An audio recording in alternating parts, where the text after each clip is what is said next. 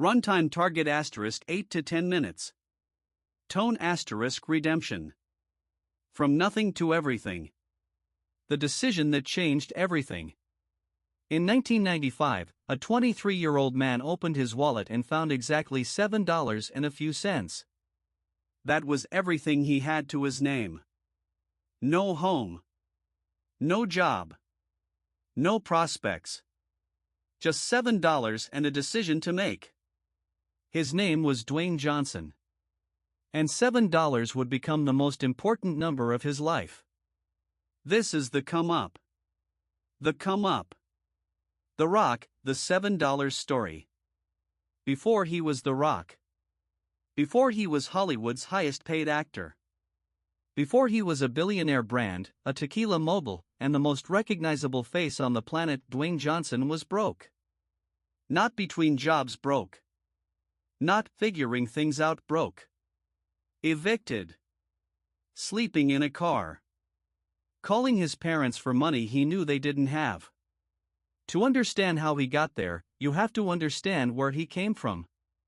Dwayne's father, Rocky Johnson, was a professional wrestler. His grandfather, Peter Maivia, was a professional wrestler. Wrestling was the family business. But the family business didn't pay well for most of them. Dwayne grew up moving. Hawaii. Pennsylvania. Florida. New Zealand. Wherever his father could get a booking. He watched his father struggle. He watched his parents fight about money. He watched his mother try to hold everything together. By high school, Dwayne was getting into trouble. Fighting. Suspensions. The kind of trajectory that doesn't end well. He was arrested multiple times. For fighting. For theft. For fraud. He was one bad decision away from a very different life. And then a football coach saw him. Not a wrestling coach. A football coach. The coach saw a 16-year-old kid who was 6 feet 4 inches, 240 pounds, fast, angry, and desperate to prove something. He pulled Dwayne aside and said, "You can use that energy to destroy yourself, or you can use it to build something." Dwayne chose to build. He threw himself into football. He earned a full scholarship to the University of Miami. He won a national championship in 1991. He was on his way to the NFL. And then his body broke. At Miami, Dwayne suffered a shoulder injury that ended his NFL dreams. He was replaced on the depth chart. He graduated with a degree in criminology and a body that couldn't play football anymore. The Calgary Stampeders of the Canadian Football League signed him. He made the practice squad. He was making $250 a week. Canadian. 2 months later, they cut him. He flew back to Tampa, Florida. He had no money. No job. No plan. His father was still wrestling, barely making ends meet. His mother was working multiple jobs. Dwayne moved into a small apartment with a friend. He couldn't pay rent. He got evicted. And then he opened his wallet and counted $7 and a few cents. $7. That moment could have been the end. For most people, it would be. You're 23. You've been cut from the only thing you were good at. You're sleeping in your car. You have $7. The math doesn't work. There's no path from $7 to anything. But Dwayne Johnson didn't call it the end. He called it the beginning. He called his father. Not for money, his father didn't have any. He called him and said, "I want to try wrestling." His father tried to talk him out of it. "You don't want this life," Rocky said. "It's hard. It doesn't pay. You'll be on the road 300 days a year. You'll be broken by 40. Dwayne said, "I've been broken already. At least this way, I'll be broken on my own terms."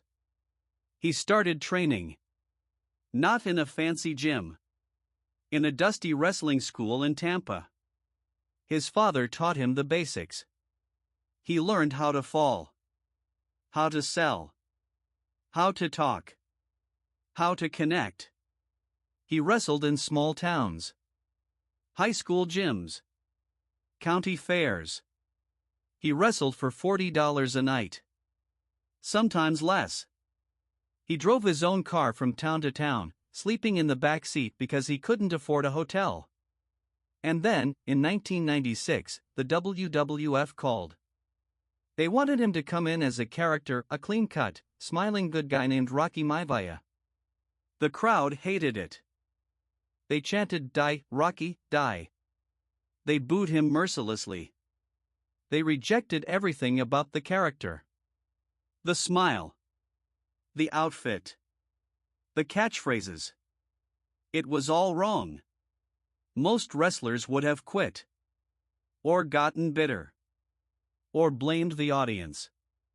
Dwayne Johnson did something different. He stopped being what they wanted him to be and started being who he actually was. He turned heel. He became The Rock. Arrogant, charismatic, funny in a way that wrestling had never seen. He improvised his promos. He made the audience the punchline and then made them love him for it.